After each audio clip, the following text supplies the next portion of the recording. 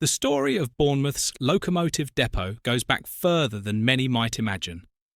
The very first shed opened at Bournemouth East in 1870, but it closed only 13 years later in 1883. A replacement was quickly built next to Bournemouth Central Station, and a further shed followed in 1888. The original 1883 structure was shut down in 1921, while the 1888 shed lived on, being rebuilt and extended between 1936 and 1938. At that time, the depot gained a 65-foot turntable and even a 50-ton hoist. But despite these improvements, the site remained cramped and awkwardly positioned. There were even plans to relocate the depot to Branksome, though those plans never came to fruition. By the mid-1960s, the shed's allocation was in decline. In 1966, around 45 locomotives remained. Older Southern designs were giving way to British Railway standard classes, Standard 4s, 260 Moguls and 264 tanks, handling local passenger services, branch line duties and empty stock movements.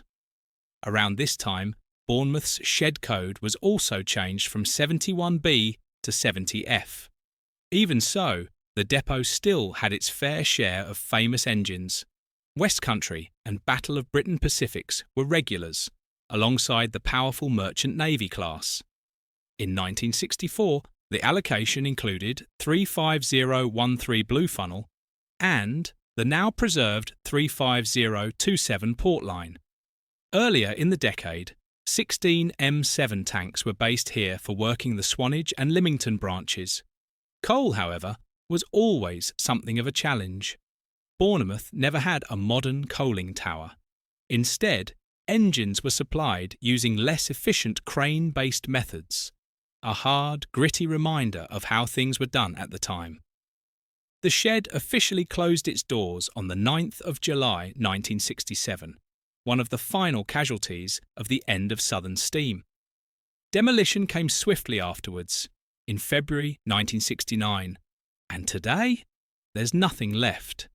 The site where Pacifics once simmered and tank engines bustled is now little more than a car park, a far cry from the smoke, noise and excitement that once filled the air. But the memory of Bournemouth Motive Power Depot still lingers, not only in photographs and films, but in the preservation of engines that once called it home.